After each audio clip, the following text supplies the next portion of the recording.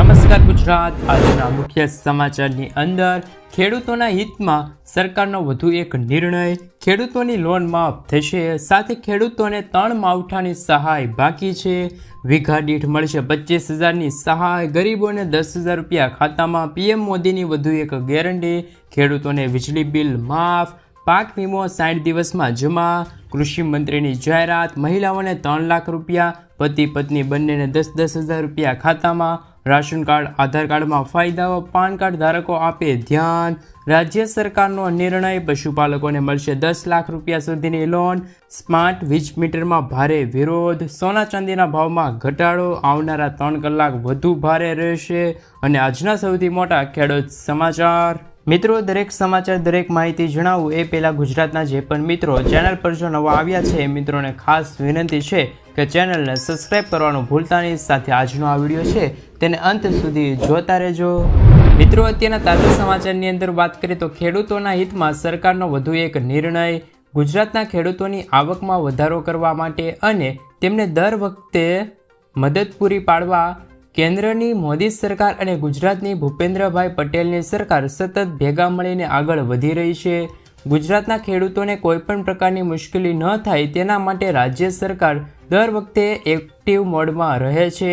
એ જ સંદર્ભમાં ખેડૂતોના હિત માટે સતત કટિબદ્ધ રાજ્ય સરકાર ગુજરાતના ખેડૂતોને કોઈપણ પ્રકારની મુશ્કેલીઓ નથી આવે અને તેમને સહાય પૂરી પાડવામાં આવે તે માટે આઈ ખેડૂત પોર્ટલની શરૂઆત કરી છે। મિત્રો, ત્યારબાદના સમાચારની અંદર વાત કરીએ તો ખેડૂતોની લોન માફ, ઝારખંડમાં ખેડૂતોની 2 લાખ રૂપિયા સુધીની લોન માફ કરવામાં આવશે। આ માટે સરકારે તમામ બેંકોને દરખાસ્ત રજૂ કરવાનું કહ્યું છે। આ માહિતી ઝારખંડના કૃષિ, પશુપાલન અને સહકારી મંત્રીએ આપી છે। તેમણે કહ્યું છે કે 31 માર્ચ 2020 સુધીમાં જે ખેડૂતોએ 50,000 રૂપિયાથી લઈને 2 લાખ રૂપિયા સુધીની લોન લીધી હશે તેમને વન ટાઈમ સેટલમેન્ટ દ્વારા માફ કરી આપવામાં આવશે।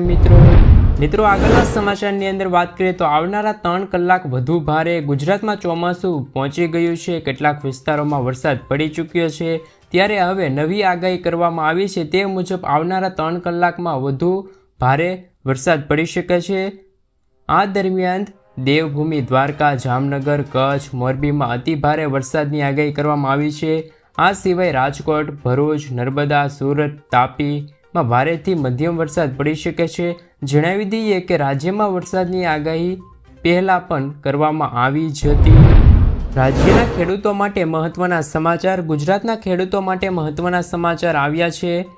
ખેડૂતોને રાજ્ય સરકારની યોજનાનો લાભ મળે તે માટે ખાસ સુવિધા મળી રહી છે। આ માટે ખેડૂતોએ 18 જૂનથી આઈ ખેડૂત પોર્ટલ ખુલ્લું મૂકવામાં આવશે।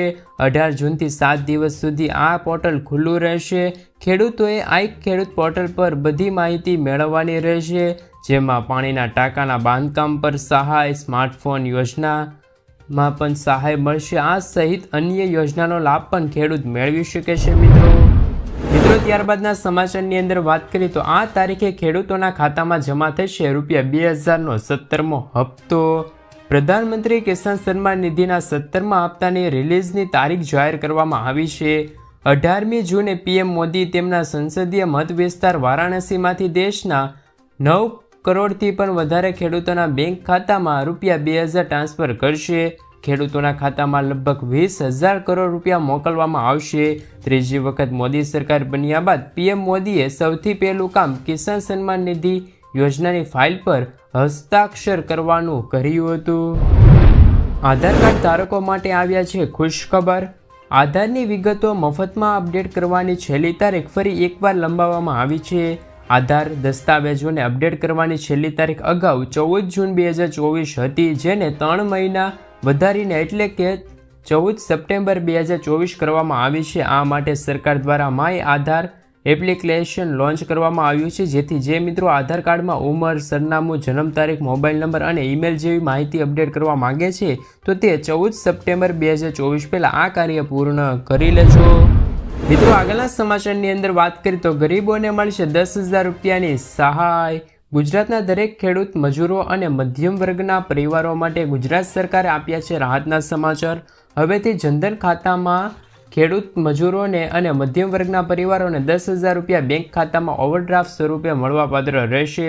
જ્યારે આ 10,000 રૂપિયાની સહાય મેળવવા માટે જનધન બેંક એકાઉન્ટ હોવું ફરજિયાત છે. જ્યારે પહેલાં આ યોજના હેઠળ 5,000 રૂપિયાની સહાય આપવામાં આવતી હતી, તે હવે વધારીને 10,000 રૂપિયા કરવામાં આવી છે. મિત્રો, ખેડૂતોના હિતમાં રાજ્ય સરકારનો નિર્ણય. નરેન્દ્ર મોદીએ શપથ લીધા બાદ તરત જ કેન્દ્ર સરકાર અને સીએમ ભૂપેન્દ્ર પટેલના નેતૃત્વ હેઠળની ગુજરાત સરકાર દ્વારા ખેડૂતોના હિતમાં મહત્વનો નિર્ણય લીધો છે. કૃષિ મંત્રીએ જણાવ્યું છે કે ઉનાળુ મગની ટેકાના ભાવે ખરીદી આગામી 20મી જૂનથી શરૂ થશે.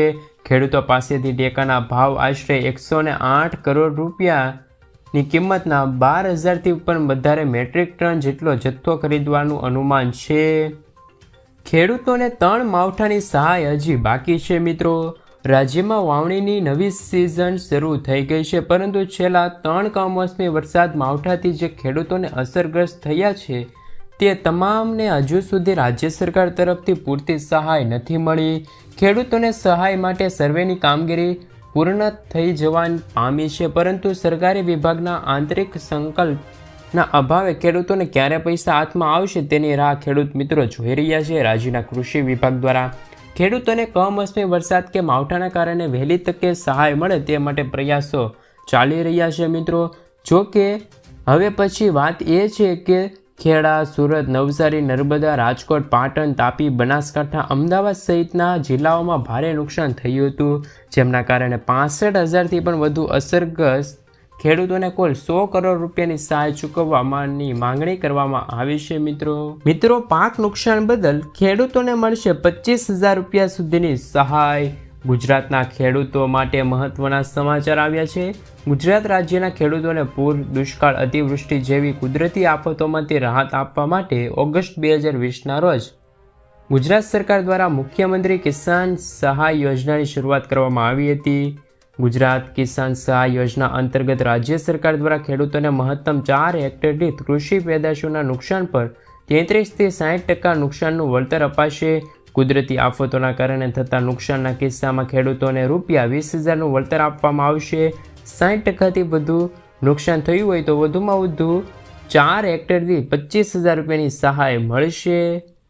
ગુજરાતીઓ રેનકોટ અને છત્રી કાઢી લેજો. ગુજરાતમાં એન્ટ્રી કર્યા પછી ચોમાસું મંદ પડી ગયું છે. જો કે હવે ખેડૂતો માટે રાહતના સમાચાર મળી રહ્યા છે.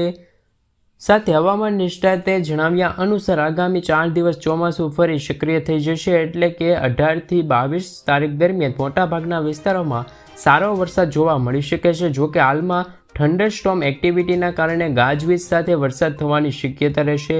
ચોમાસું સક્રિય થતાં આગામી દિવસોમાં ભારે આંચકો અને પવનો ફૂંકાઈ શકે છે. 18થી 22 તારીખ સુધીમાં ભારે પવનો સાથે વરસાદ વરસશે. મિત્રો, ખેડૂતોને રાત્રિના બદલે દિવસે પણ વીજળી મળશે. ખેડૂતો ખેતીમાં પિયત માટે રાતે વીજળીના બદલે દિવસે વીજળી મળે તેવી માંગ ખેડૂતો દ્વારા કરવામાં આવતી હતી. ત્યારે ખેડૂતોને રાત્રિના બદલે દિવસે વીજળી પૂરી પાડવા માટે બજેટમાં કિસાન સૂર્યોદય યોજના હેઠળ 1,500 કરોડ રૂપિયાની જોગવાઈ કરવામાં આવી છે. ખેડૂતોને છેલ્લા ઘણા વર્ષોથી માંગણી હતી કે તેઓને રાતના બદલે દિવસે વીજળી આપવામાં આવે. આ માંગણી આ વર્ષે સંતોષાય તેવું લાગી રહ્યું છે. બજેટમાં ખેડૂતોને દિવસે વીજળી આપવાનો નિર્ણય પણ સરકાર દ્વારા લઈ શકે છે. મિત્રો, આગળના સમાચારની અંદર વાત કરીએ તો કૃષિ મંત્રીની ખેડૂતોને ભેટ. ઘાસચારાની અછત અને બગાડ અટકાવવા 4 કટ્ટર સહાય યોજના અમલમાં આવી છે. મિત્રો, તેમની જાહેરાત કૃષિ મંત્રી રાઘવજીભાઈ પટેલે કરી છે. યોજના હેઠળ ઓછામાં ઓછા 5 પશુ ધરાવતા પશુપાલકોને 18,000 રૂપિયા સુધીની સહાય ચૂકવવામાં આવશે.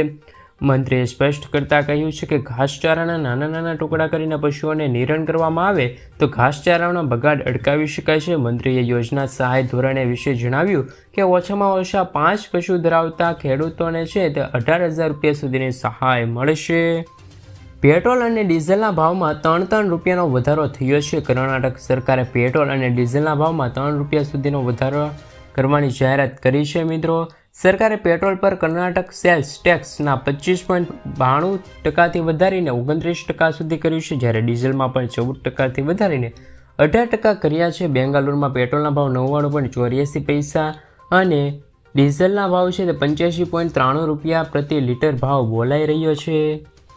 મિત્રો, વિદ્યાર્થીનીઓને મળશે હવે 75,000 રૂપિયાની સહાય. આ સમાચાર એવા વાલીઓ માટે છે કે જેમની દીકરી આ વર્ષથી ધોરણ 9માં પ્રવેશ મેળવી છે. તે વિદ્યાર્થીનીઓને ધોરણ 9થી 12ના અભ્યાસ માટે કુલ રાજ્ય સરકાર તરફથી 50,000 રૂપિયાની સ્કોલરશીપ મળશે. જે વિદ્યાર્થીનીઓ ધોરણ 11 સાયન્સમાં પ્રવેશ મેળવે છે તો તેમને વધારાના 25,000 રૂપિયાની સહાય મળશે. આમ ધોરણ 9થી 12માં અભ્યાસ કરતી વિદ્યાર્થીનીઓને 75,000 રૂપિયા સુધીની સહાય મળવાપાત્ર રહેશે. મિત્રો, આગળના સમાચારની અંદર વાત કરીએ તો રાશન કાર્ડ ધારકો માટે નિર્ણય. સરકારની સૂચના મુજબ રાશન કાર્ડને એક્ટિવ રાખવા માટે તેમજ રાશન કાર્ડ સાથે જોડાયેલી યોજનાઓનો લાભ કાર્ડ ધારકોને મળે તે માટે તમામ શ્રેણીઓ રાશન કાર્ડ ધારકોને NFSA રાષ્ટ્રીય ખાદ્ય સુરક્ષા act, non NFSA APL 1 BPL ration card ધારકો માટે છે તે મહત્ત્વના સમાચાર આવી રહ્યા છે. સાથે હવે મિત્રો છે તે જરૂરી ડોક્યુમેન્ટ સાથે રાખીને આધાર કાર્ડ સાથે લિંક કરાવી લેજો. મામલતદાર કચેરીએ પુરવઠા શાખાના સંપર્ક કરો. તાત્કાલિક KYC કરાવો તેમજ જિલ્લા વહીવટ તંત્ર દ્વારા જણાવવામાં આવ્યું છે.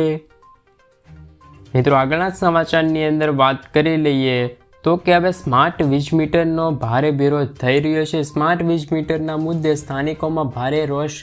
મોટી સંખ્યામાં સ્થાનિકો એકઠા થયા અને કર્યો છે વિરોધ. લોકોએ જણાવ્યા વિના જ વીજ મીટર લગાવવામાં આવ્યા અને સ્માર્ટ વીજ મીટર માટે એન્ડ્રોઈડ ફોન હોવો જરૂરિયાત છે. સ્થાનિક મહિલા નગર સેવિકાની આગેવાનીમાં કરવામાં આવ્યો હતો આ વિરોધ.